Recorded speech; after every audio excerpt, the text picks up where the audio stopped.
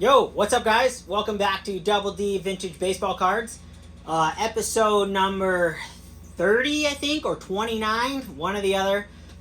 Tonight, or today, I haven't done one of these videos in a long time. One of the longer ones, the things that I just like talking, like I'm hanging out with my friends. And so tonight, I wanted to talk about where I'm going with the hobby and where YouTube has taken me. And not even just YouTube. I mean, just, the hobby just changes for you and you go in different spots and you're buying different cards all through your collecting life. All through my collecting life, I've changed roads. I'm going to go all rookie cards now. I'm going to go all this, all that. Well, I've been thinking about doing a huge shift in my collecting for quite some time now. Much longer than even YouTube. But YouTube has kicked that into high gear. I've always wanted to have some of those, iconic cards out there. And I have some, but I don't have all of them. You can't. I don't have, some crazy ones. I just want some cards like that. And the only way for me to obtain cards like that is to go through my collection and start weeding it out. So my new motto is, when in doubt, get it out. So I've been going through my collections with the Sammy VR, and I've been spending a lot of time. I've been watching a ton of YouTube. I've been spending a ton of times in my baseball card room or me and my wife's museum. And I've been listing cards on eBay. I've been going through my graded cards and been selling a bunch of stuff on eBay. I know there's other spots to sell, better places, but I know eBay. I've been a part of eBay forever. And so with eBay comes a lot of these strategies. You can't just sell I'm not going to go through my collection and take cards that are $20 and sell them, because the fees are just too great to get a different card or to put that money in a bundle. So my strategy has been just selling I'm putting my money where my mouth is. I think that a lot of the sevens I have just don't have that eye appeal that some of the fours even do. I mean, when you have them up close, yes, the seven's going to outweigh the four 9 times out of 10. When you have them in the flesh, but that's under super deep scrutiny. So anyways, I'm selling some good looking sevens, but they're slightly off centered, and I'm using that money and I'm going to build that nest egg up, and I'm going to buy some bigger cards. Next thing I'm going to do is slow down on my spending on random cards. And that's something I really learned on eBay, on YouTube. You guys all have focuses. And not everybody, a lot of people are like me. I'm an eBay guy that I go to bed, I'll put a bit, sometimes I'll put in my strategy has always been if you know it's going to end at a weird time, it's not like some card that you want it, but there's going to be more, you put a bit in it, and then you go to sleep and you wake up and you got a new card, right? So I do that. I'll do it the bid way early, so it doesn't look like I'm going to bid more than once on the day. I'll do it a couple days early and just put it in there, and then boom. Or I'll do it while you wake up at 2 o'clock in the morning and you're in the bathroom and an auction's going to end in an hour, and you're put a bid in, because you're not going to wake up in an hour, so you just put it in, right? I know there's the new thing that Mike showed that I've known about, but I've never got into it. Anyways, I haven't done that yet. But I'm the guy that just it doesn't matter. I'm not going for a set. I'm not going for a certain player all the time. I can I just type in PSA or SGC or graded cards, and I go ending soonest, and I'll look on there and I'll scroll down as far as I scroll down and see if there's anything coming up, and then I'll look and I just do those random things. But it also I spend a lot doing that, where I could be saving that money and going after a big fish. So I've been going through my collection, and I pulled some cards out here. That these are all up for sale right now. I have all these on eBay right now. I have tons more on eBay. There's nothing wrong with a lot of these cards, but a lot of these cards I have doubles of, triples of. There's just no need. So I picked the best one out of the lot. And some of them have gone up so much in value since I bought them. I go, you know, I'm going to cash out on this and I'm going to buy some stuff that I like. So that's kind of been my collecting mantra. Like, I've been dealing with in my head. Where am I going to go? So there's one more place I'm going to go to scratch that itch of the smaller cards. And some of these aren't smaller cards. But as you see, I have my MVP set laid out right here. And this is like the only real set, I mean, like, baseball card set like I've ever put together from scratch. And this is small. I know it's not that many cards. But they're all graded by PSA. And this took me years and years and years to complete. Believe it or not, because you could probably just go out and get these really fast. But I was buying them when I would buy a bigger card. And, like, I remember when, you know, you'd have like 100 of these ending at one time. It'd be either PWCC or Probstein or there's a couple other ones, and you know, they're just like, so you get these for like, some of them are like $3 each, $5. You just add them on to you get the free shipping, so they're like free cards. So that's kind of how I built this set. I didn't like go after and hunt these until I got towards the end. I would just let them come randomly. But that gets me into trouble too, right? Because then randomly they don't show up all the time, so it takes years. So I'm going to narrow my focus. That's my new game plan in my collecting quest. And I'm going to try and stick with that and until I complete this set. That's my goal, and me like talking about it will kind of keep me in that thing to hold to this.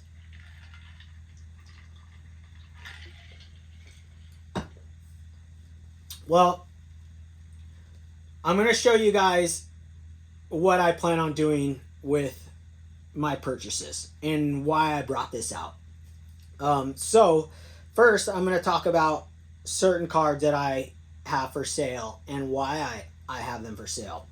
I know it's weird too, but I don't care. You know, like when I sell these cards, I'm trying to get ahead of the game.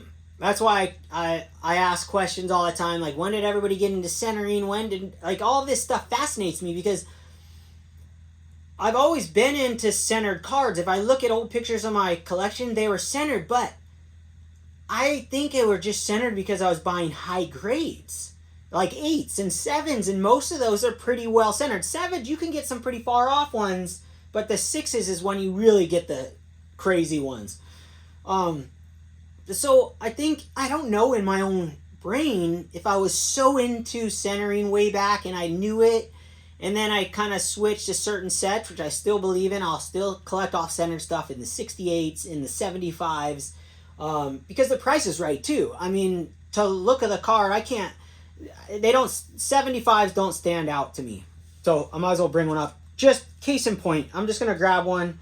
Here's an 8 regular one, and here's an 8 OC right next to each other. So you pull these guys up and you see this guy right here. That's an 8. So buy this 8. Yeah, 8s are awesome because they're always centered.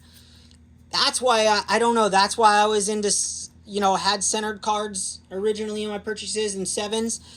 Or if I was totally aware of it. It's weird because I can't recall. So here's an 8 OC. Like, this thing still looks perfect. So these colored borders, I tell you, I can't tell a difference. My eye doesn't go like, oh my gosh, that's crazy off-centered. It's awesome. I don't care. So I'm gonna stick to that because this card still probably get for like $8. You know, this card is probably gonna cost you like $30 or something like that now. I don't know. So my collection is headed in a direction that I'll be able to control what I spend and save up for the National and be able to come to the National and really like get some cool stuff, hopefully. I mean, who knows where it is a year from now, life. Can I get these in there? But regardless, I wanted to talk about that tonight, so I'm going to show you guys a few cards that I am selling right now and why I'm selling them, and then I'm going to talk about where a new episode, a new thing I want to do with my whole collection and buying a card of each of these and doing what I originally wanted to do years and years ago. I love card on cards. So I'll get into that and how I got inspired to, to continue on with that. But right now I'll show you guys just a few of these. So I'll throw this one out there for a super far off one. And then I'll throw this guy right here. So, all right. So these guys right here, I'm selling these guys right now. This one's just an epic card. It's beautiful. There's nothing wrong with it. It's slightly off-centered to the left.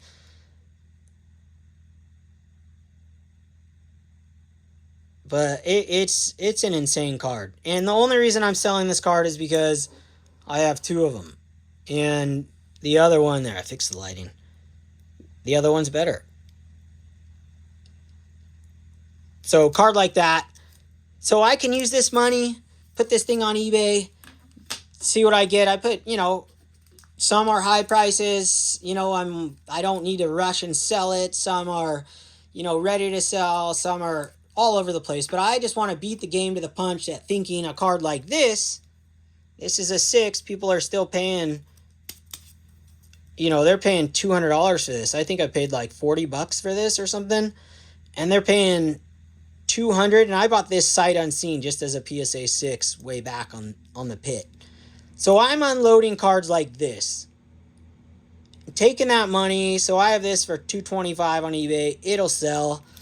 Got a few lowball offers, not crazy low, but still, I'm gonna sell this bad boy, and I'm gonna put that money towards what I'm gonna talk about, and the big cards and finishing a set.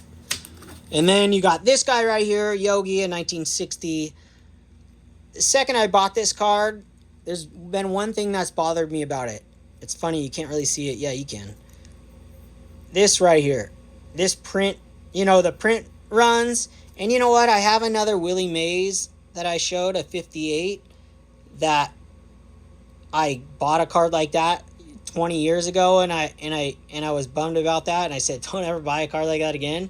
But sometimes you buy a card sporadically on eBay, or like I said, randomly, and then you're not like so stoked on it. You still love the card, but I'm getting rid of them. I'm gonna sell them, and I'll pick up a lower grade in this, or I'll just go towards something else. I don't have to have every card right now. I'm just gonna have a little more focus. So that's where I'm headed on that. I might as well show a couple more because they're pretty cool. So I'm selling this Willie Mays right here. And then I'll show you this guy. Oh yeah, I'll show this one. This is pretty cool too. Willie Mays. So Willie Mays, why I'm selling this guy. You guys seen this one before. It's just the color. It's amazing. It looks insane. But then I got the other one that I bought that I had raw, and I got it graded. It just pops. So I'll sell this bad boy. Put a higher price on it because it's really nice. Nothing wrong with the card. I just realized I don't need two of this card. It doesn't pull me in like, instead of this one I could have the Hank Aaron. So why not? Next card here. Another sight unseen from years back. And I have a lot of weird crooked looking cards. I think my eyes are messed up. I bought this sight unseen, but when I got it, I was like, dude, that thing's sick. It's so good. And then, now being on YouTube, I look at this, I don't know. I guess I could look at any card and I'm going to find flaws with it, and it's going to bother me, especially now more than ever. But other than that, this thing's insane. But I got it on eBay, and we'll see. Sells, it sells. I'm in no rush to sell. It's another one. And then you got this guy right here, just off-centered. It's still really, really nice. I mean, when you have these up close in the flesh, it's an awesome card. But if someone's gonna buy this thing right now and I can get a 4, for $25 and sell this for $100, even with the fees that eBay holds, I'm stoked with that because that'll give me money towards other things. And unload these before centering. Everyone in the world knows about centering. Everyone's on YouTube, right?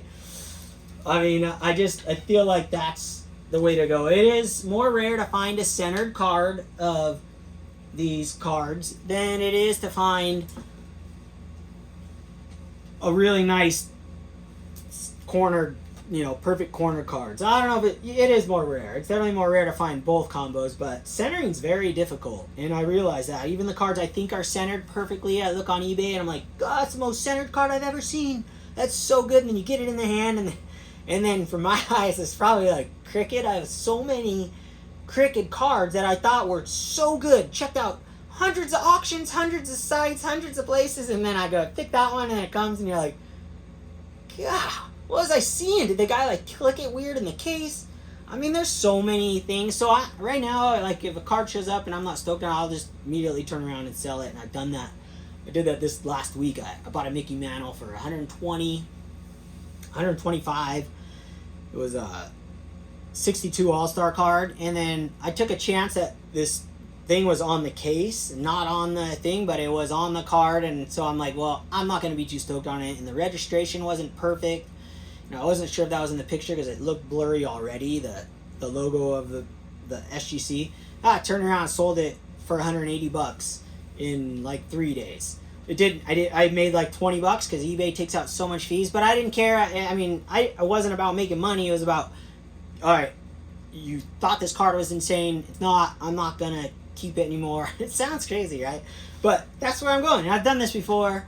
It'll keep my spending under control.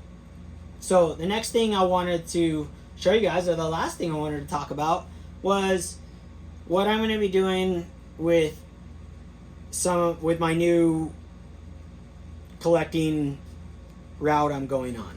So what I'm going to be doing is I'm going to collect every card on these cards. So I'll just pull a couple up, throw this one, pull them right up to you guys. So I'm going to be collecting every card on the MVP cards. Of course, some of these cards do not exist. This Roy Campanella does not exist. So I will put another card, I'll skip that card. But what I'm going to do is what I've always wanted to do. I wanted to have a card of every card on these cards. It sounds crazy, but I thought about displaying it and putting them here and here and putting them on my wall. For years, I've thought about that, and I wanted to do that. And I bought a bunch of these cards. I own a bunch of these. But it's just going to take me a long time, and it's a cool thing for me to... I'll pull this one out. This one's cool. To, go through. And it'll focus my spending, and I'm going to try and go low grade. Just, who cares about the grade? I appeal 100%. I don't care about the grade, but they will be graded. But I want the eye appeal, and I'm gonna try and stick to PSA because I actually kind of wanted to match these, but I'm not stuck on that right now. There's some of the big cards that, I'm not stuck on that yet. I'm still kind of debating that in my head. But so what I'm gonna do is show a card, so you guys see this in 1954. I got the 54. I had this for a long time. Put that right there, and display it like that. Well, I have one on the wall right now. You guys can't see it. It's one more below. I have the Ernie Banks 59 and the Nellie Fox, which is really cool. So I'm going to go down that road. So what I'm going to do is do smaller, shorter videos for you guys and talk about the cards I pull. Kind of like what Wade Boggs or John Wade Boggs fan does, and Ray from Philly, and a lot of these guys, they do shorter videos, and I can sit down and I can talk about them. I'm still going to do long ones like this, or talk about where my collection's headed, and just fun stuff to talk about, because that's what I really want to do. But I can do this easier, and it doesn't take a lot of time. I don't have to, have my wife out of the room. but obviously I'm going to do super long ones still. But I'm going to go down the rabbit hole on this, and I'm going to go in reverse because I have about 20 of these cards. But I'm going to go in reverse because I just spent a bunch of money on a big card, and I want to go cheapest first. So I have rules involved. So my first card is going to be either the Steve Garvey or the Jeff Burrows. I have this one raw, but I have to get these graded.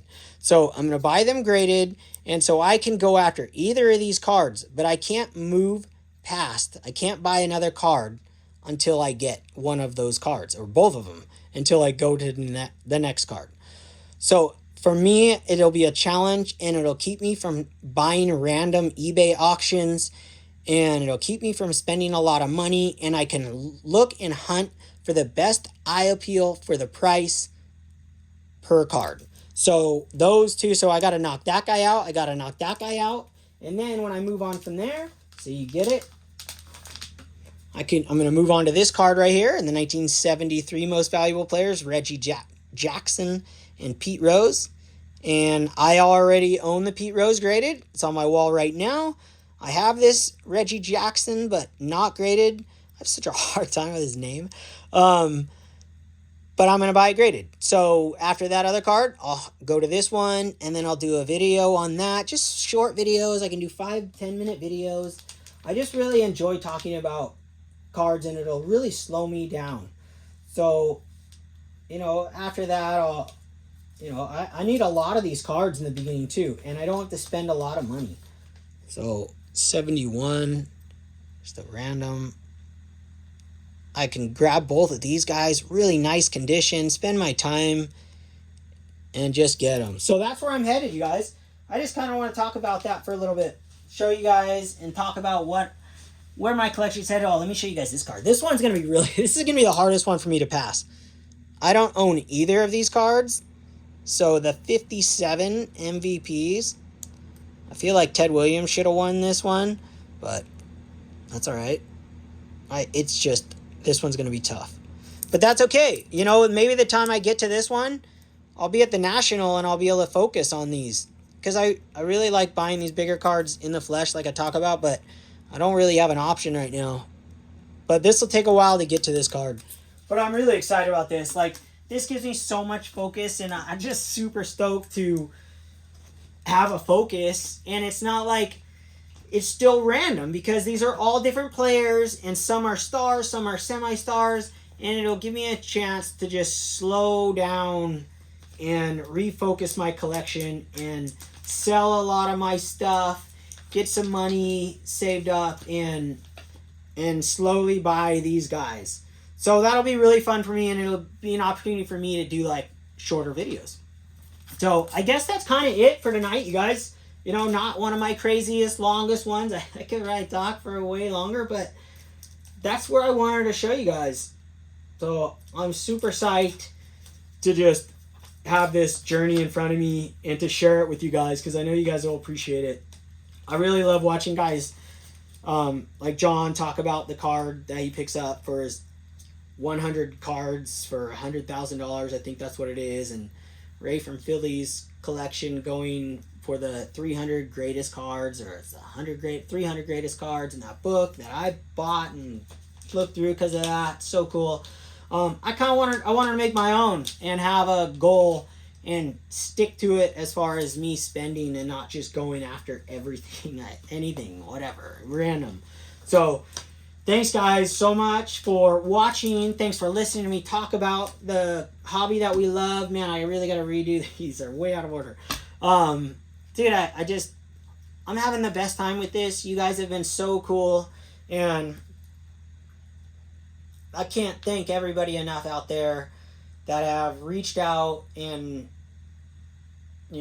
talked to me over the phone, or left comments, left questions. It's just been way too much fun, and I love it, and I look forward to hanging out with you guys like this, and meeting everybody one day. It'd be awesome. So all that said, been awesome. Thanks guys. Hope you guys enjoyed, and we'll talk to you guys soon. Okay, Double Shaka.